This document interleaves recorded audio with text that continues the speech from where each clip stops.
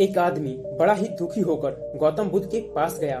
उसने गौतम बुद्ध से पूछा, गुरुजी, मैं बहुत ही दुखी रहता हूँ। मेरी जिंदगी में कोई सुख जैसी चीज ही नहीं है।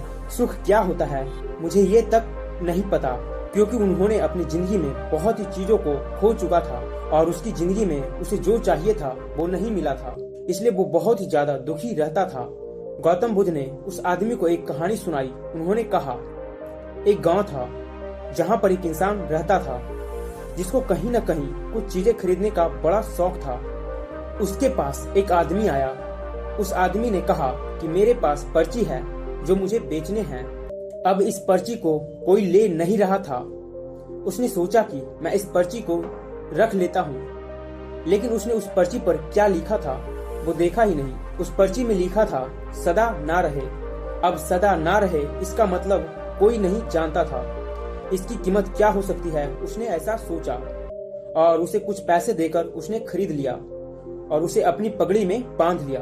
कुछ दिनों के बाद जब लोगों ने देखा कि ये इंसान बहुत ज्यादा पैसे कमा रहा है, बहुत ज्यादा आगे बढ़ रहा है, तो उसकी शिकायत राजा से कर दी और राजा ने बिना कुछ सोचे समझे उस इंसान को जेल में डाल दिया। अब कुछ समय बीतता गया और वो जेल में पड़े पड़े बहुत ज्यादा दुखी होने लगा। वो सोचने लगा कि ऐसा तो मैंने क्या ही कर दिया इस दुनिया के लिए, ऐसा तो मैंने क्या ही कर दिया इस गांव के लिए कि लोग मुझे इतना बुरा समझते हैं। मैंने ऐसी कोई भी बड़ी गलती नहीं की थी। तब उसके पास जो पर्ची था वो निकाला। उसमें लिखा हुआ था, सदा ना रहे। और उसने उस पर्ची को ध्यान से पढ़ा और उसके बाद उसको समझ आया कि जो भी दुख होता है वो सदा रहता नहीं है और जो भी सुख होता है वो भी सदा नहीं रहता। और ये आप पर निर्भर करता है कि आप अपनी सुख को पकड़े बैठोगे या फिर अपने दुख को। और कहानी जैसे ही गौतम बुद्ध ने उस आदमी को सुनाया, उसको पूरी बात अब समझ में आ चुकी थी कि इस दुनिया में सुख और दुख आना ही है। हमें ये समझना चाहिए कि जैसे सुख चला गया है वैसे ही दुख भी चला जाएगा। तो ज्यादा दिन तक दुखी रहने से हमें कुछ नहीं मिलने वाला, हमें ज्यादा से ज्यादा उससे दर्द ही मिलेगा।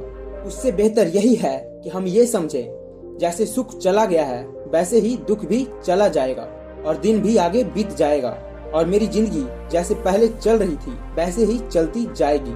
हमारी जिंदगी में जब भी दुख आए हमें ये सोचना है कि क्यों ये दुख है, क्या मेरी कोई गलती थी, क्या मैंने जानबूझकर ये गलती की थी, और उसी को देखकर हमें आगे बढ़ते रहना चाहिए।